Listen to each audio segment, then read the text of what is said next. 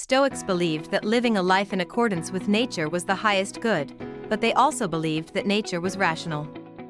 So what does it mean to live a rational life? Well, we find the answer in today's philosopher. It's time for bed.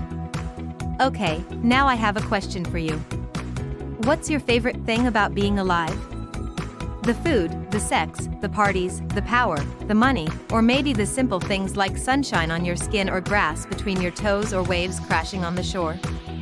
If you had to guess, I'd wager that most people would say all of the above.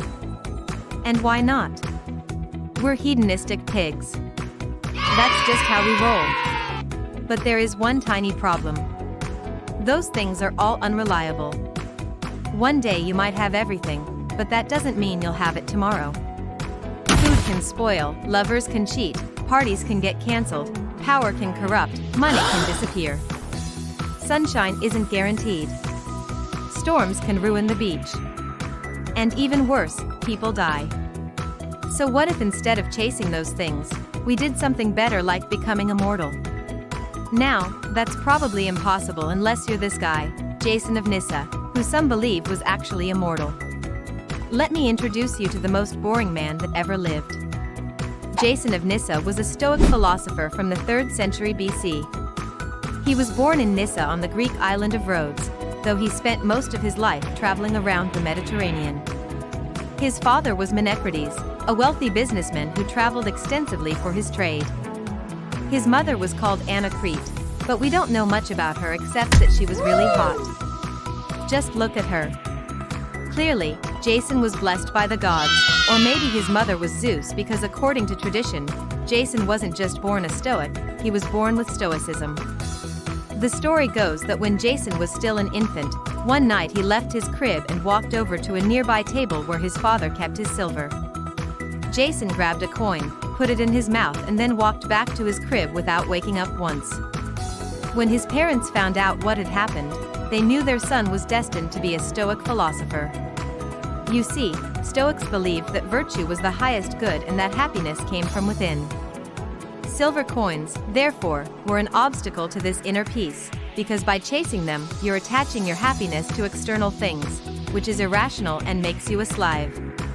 So by putting the coin in his mouth and walking away without waking up, Jason demonstrated indifference to external things, which was the first step towards enlightenment. His dad must have been so proud. Later, when Jason grew up, his father died, leaving him a huge fortune. But Jason didn't spend his days partying with prostitutes and drinking rare vintage wines like most rich kids. Instead, he spent his days hitting the gym and practicing his discus throw. Because Stoics valued athletics, they saw it as a way of developing self-discipline, which was another step toward enlightenment. Apparently, Jason was such a stud at the discus that he won several competitions. But after a while, he got bored of winning. And remember, Stoics believed in living a life in accordance with nature, and nature is always changing. So Jason gave away his wealth and went to Athens to study philosophy under the famous Stoic Cleanthes. Now, Jason was naturally gifted, but he was also a workhorse, and soon he was leading the Stoic school in Athens. It wasn't long before he, too, became famous throughout the Mediterranean. Kings, generals and statesmen would pay him a visit and ask his advice. Even Ptolemy III invited him to come be his court philosopher.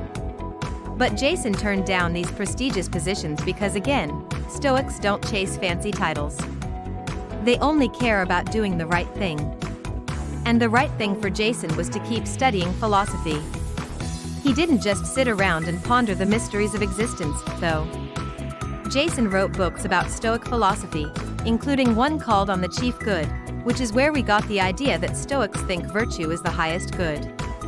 He also wrote on the nature of the universe, which is surprisingly similar to modern physics. For example, he said the world is full of atoms moving in a vacuum. And there's no empty space in the universe. Everything is full of tiny little holes, even a vacuum cleaner. Jason also wrote a letter to his friend Athenodorus about how to deal with grief. In it, he says grief is a kind of stagnant water that breeds melancholy. And what's the opposite of stagnant? Flowing. So he recommends you should go for a walk every day to clear your mind. Sounds like great advice to me, though I prefer running to walking. While Jason was busy writing books and giving lectures, he also mentored the next generation of Stoics, including one very famous student named Zeno. But their relationship was complicated. You see, Jason was Zeno's teacher, but Zeno also became more famous than Jason. And some scholars even say that Zeno stole Jason's ideas. But our boy Jason didn't care. He didn't compete with his students. And when Zeno started his own school, Jason was happy for him. That's because Jason was truly interested in the success of Stoicism. And he saw each of his students as an opportunity to spread its teachings. But you can't spread ideas unless you have listeners. And sometimes those conversations didn't go so well.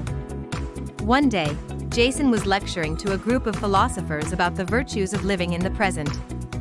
A cynic in the crowd shouted, "You tell us to live in the present, but how can we do that when we're constantly thinking about the future?"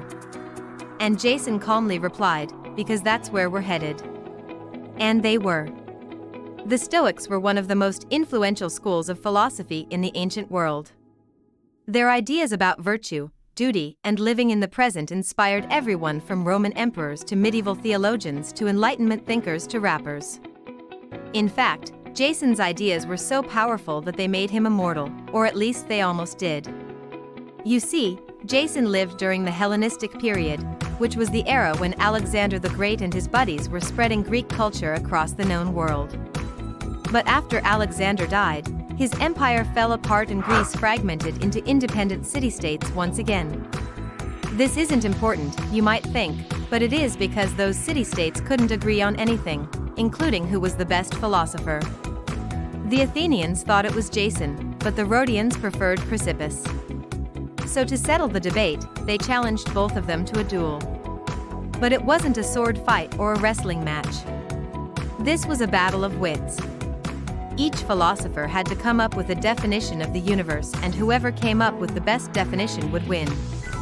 Jason went first, and he defined the universe as everything that comes into existence through a process of generation and destruction. Then it was Chrysippus' turn, but he wasn't satisfied with Jason's answer, so he tried to improve upon it. He defined the universe as everything that comes into existence through a process of generation and destruction, everything that is born and dies, everything that has a beginning and an end. When Jason heard this, he was impressed. So he offered his eternal friendship to his opponent. And when Chrysippus accepted, they sealed their bond with a kiss, which is the only recorded case of two dudes kissing in the ancient world. That was pure love. But other philosophers weren't so friendly. The Epicureans hated the Stoics because they believed in pleasure. And the Cynics hated them because they believed in virtue. But Jason was immune to their hate. He didn't argue with fools. He didn't waste his time. And that's why he's remembered as the most boring man that ever lived. Maybe you think that's a bad thing, but Jason wouldn't have cared. In fact, he would have agreed with you. He famously said, "I am not disturbed by anything except the quality of my own thoughts." And that's the secret to Jason's immortality. His soul transcended the limitations of human existence. It's what happens when you stop reacting to external things. It's what happens when you stop caring about what other people think.